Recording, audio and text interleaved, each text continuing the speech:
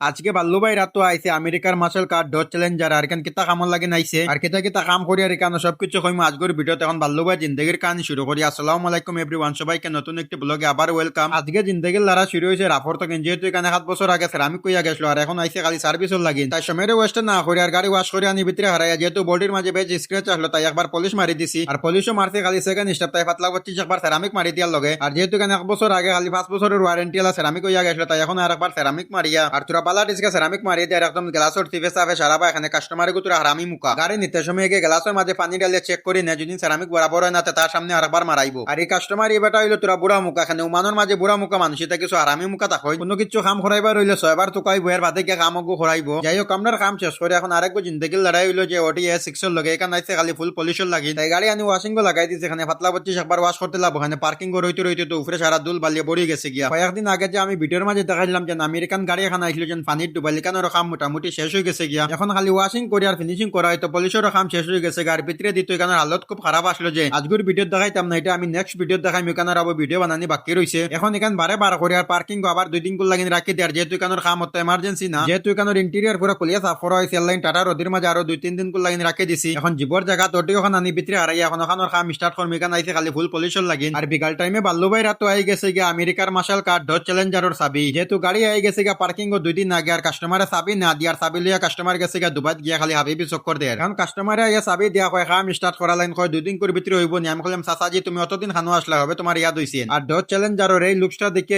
আমার আর কি খুবই মজা লাগে, যেহেতু এটা কার ইন্ডিয়ার মাঝে এভেলেবল নাই। আর হানি সিংহর আগর কয়েকটা গানের মাঝে দেখছে যে আমি ডট চ্যালেঞ্জার দেখা গেছে হয়তো দুবার ট্রেন ইম্পোর্ট করে নেওয়া হয়েছে, আর ইম্পোর্ট করে নিলে তো এখানোর দাম ইন্ডিয়াত পড়ে যায় মোটামুটি 2 কোটি টাকা। ইন্ডিয়াত তাহক চায় না তাহক কিন্তু বাল্লু ভাই ওমানোর মাটি চালাইব। আর তার স্পিডের কথা কোয়াত গেলে তো 0.6 সেকেন্ড-মিটারের স্পিড উঠে 100, তার পার আওয়ার তো 200 কিলোমিটার। আর বাল্লু ভাইয়ে চাইছিল তো এখন এক জেত্তা মারি দিত, কিন্তু তার কাছে পুলিশের গাড়ি উড়িয়ে আসুন এয়ারলাইন জেত্তা উত্তা মারামারি করছি না, কলে কলে আনি কেন ওয়াশিং লাগাইয়া ইনশাআল্লাহ কাল সকাল টাইমে এক জেত্তা মারি চেক করবো যে আমরা সামনে তো পুরা সীতা সড়ক আছে 0.6 সেকেন্ডে 100 মিটার যায়নি। আর এটা আমি কালকের ভিডিওতে আপনারা আর কইমু। এখন আমরা রাফরালা তাতায় তানফারে ফাটাই দিয়েছেন গাড়ি নিবার লাগিন, যেখানে আমরা সকালে সেরামিক মাসলাম ইবেটা ঠিক আছে, ইবেটা গাড়ি উড়ি চেক করছে না, তার কলে কলে বার করিয়া লইয়া যায় আর গিয়া তাই গাড়ি কান তোরে ডেলিভারি দিয়া। আর আজগুলো কাহিনী অন্য শেষ করে ভিডিও ভালো লাগলে অবশ্যই ফলো করবা। মানুষের ফলোয়ার্স বাড়ে খালি আর আমার ফলোয়ার্স খালি কমিতরা।